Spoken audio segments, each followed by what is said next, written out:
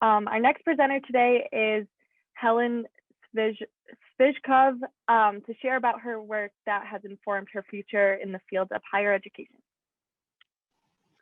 Thanks so much, Emily. I'm going to go ahead and share my screen if you can give me a thumbs up when and if that works. Go for it. How's that looking? Great, go ahead. Perfect. Hi, everyone. Really excited to get to speak with you today. But before I jump in, a little bit of an introduction of myself in a nutshell. My name is Helen Sdvizhkov, and I am a master's student with the Center for the Study of Higher and Post-Secondary Ed over at the School of Education, and I am also a fellow with the Public Engagement team at the Center for Academic Innovation. And so today, I want to take a few minutes to share with you one of my most powerful and very personal experiences during my time with the Public Engagement team. Specifically, the way in which my work with this team has not only reinforced my visceral, intuitive passion for higher education, but has crystallized my raison d'etre in this space. When I first came to U of M to pursue my master's in higher ed management and organizations, I thought I had a pretty clear idea about why this space and subject area excited me. I'd previously spent several years conducting research at a private company on behalf of senior higher ed administrators, like presidents, chiefs of staff, and provosts. It was a place called the Education Advisory Board, or EAB. I'm sure there's a couple folks on this call that are probably familiar with this company. And so throughout my work at EAB, I became increasingly fascinated by the image of a higher ed institution as a loosely linked network of semi-autonomous units. So in other words, the notion of decentralization that many of us have a love-hate relationship with. And I started to conceive of decentralization as antithetical to student success and the public good. All these different departments and colleges and offices pushing and pulling in different directions. So as I saw it, I wanted to spend my career building bridges and forging connections across both institutional units and the communities that they were a part of. When I saw the posting for a position with the public engagement team, it sounded like a perfect fit. It was an opportunity to dive deeper into how an institution like the University of Michigan promotes collaboration between institutional practitioners and community partners. And I'm really glad to say that it was a perfect fit, but not for the reason that I had conceived of at the onset. My main project with the team entails helping build out the Michigan Public Engagement Framework that defines and operationalizes public engagement.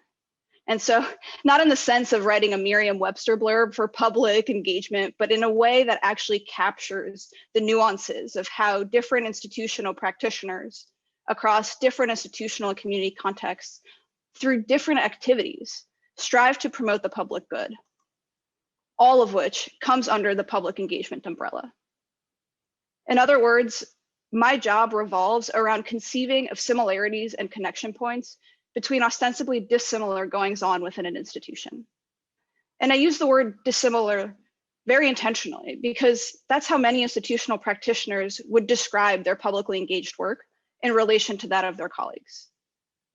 And to be totally honest, that's how I would have described it before my time with the public engagement team and the hours and hours that I have spent helping develop the Michigan Public Engagement Framework, or MPF for short. MPF was already really coming together by the time I joined the team, but we recognized that the draft still had some major limitations that needed to be addressed in subsequent iterations. The first big item on the docket was to more intentionally ground MPF in existing scholarship. So I developed our interdisciplinary literature review, pressure testing our framework against related models and theories, identifying areas for improvement, and pinpointing the theoretical and practical contributions MPF can make to the field of public engagement. I also synthesized takeaways from over 30 interviews with UM public engagement practitioners across diverse fields and projects to inform our iterative design process. And so this analysis helped us both fill gaps in the framework and draw out aspects of MPF that especially resonated with our expert interviewees, meaning those parts of the framework that fostered a sense of shared identity for individuals who may not have otherwise consciously seen their work as related to that of other public engagement practitioners on campus. Alongside the synthesis and analysis work, my team and I bonded over what I think was dozens and dozens of brainstorming meetings to move forward the design of MPEF. Of course, that came with taking up most of my notebook with compulsory mad scientist scribbles with dotted lines and Venn diagrams and arrows darting all over the page. So as of now, after all of that work that we have put into this, the drafted MPEF framework, which is on version 4.0, no less, summarizes 12 domains of publicly engaged work. So 12 different types of spaces in which publicly engaged work occurs. It summarizes the individual characteristics that publicly engaged stakeholders bring to their partnerships, the identities, the understandings, the assets and liabilities that they bring with them. And finally, the relationship qualities that move public engagement forward. Over the summer and fall, the public engagement team and I will be working on developing a scholarly paper for peer review to formalize MPEF within the broader public engagement community outside of U of M. Notably, as much as my team and I might geek out over the theoretical underpinnings of the model, we know that MPEF is only as helpful as its ability to inform practice. So that's where we focus a lot of our time, energy, and innovation.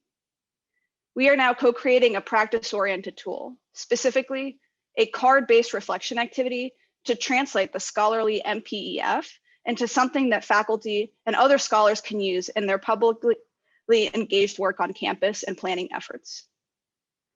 This activity is meant to guide any higher ed public engagement practitioner, no matter their area of focus or expertise, through deep introspection, intentional assumption checking, and informed action planning to help move the dial on their publicly engaged work.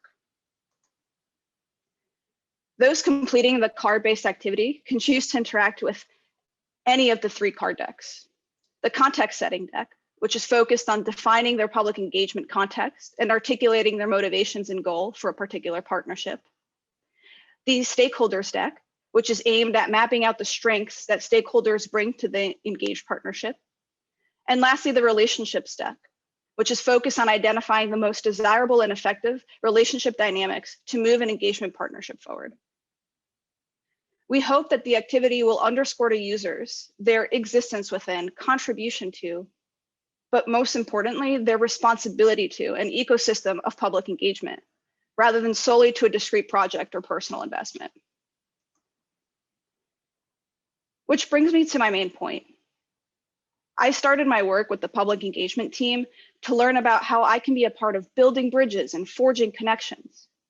But what captivated me instead was the beautiful, exciting, messy, political, but most importantly, already expansive tangle of neural connections that U of M's decentralization fosters. This tangle of connections, so to speak, undergirds interinstitutional and institutional community functioning and partnerships. And the vast majority of these connections aren't immediately apparent. They need to be drawn out. They need to be put into words that resonate with diverse stakeholders. They need to simultaneously be framed around similarities and around the strengths, not weaknesses, that difference provides us as we, individually and institutionally, aim to serve communities. So my work with the public engagement team forced me to take a step back and reassess how I see myself as a future higher ed administrator and how I understand my calling. I now see my role as one of seeking out and unearthing connections, looking in places others wouldn't think to look, to identify paths and clear them of the bramble that obscures them from view. Essentially, to do the kind of work that the public engagement team thought to do in identifying the critical need for a unified Michigan public engagement framework. So what all this work has helped me do is articulate for myself what I see as my true purpose within the space of higher ed. Ultimately, I want my career to be an act of recognizing, celebrating, and harmonizing the connections inherent to higher ed institutions, through which they can better support student and surrounding community success. This articulation gives me hope and a much more concrete sense than I've ever had before for how I can make a difference in the higher ed space. That would not have been possible without the opportunity afforded to me by the Center for Academic Innovation, and most importantly, the absolutely amazing, wonderful humans on the public engagement team, to whom I owe an immense debt of gratitude. Thank you.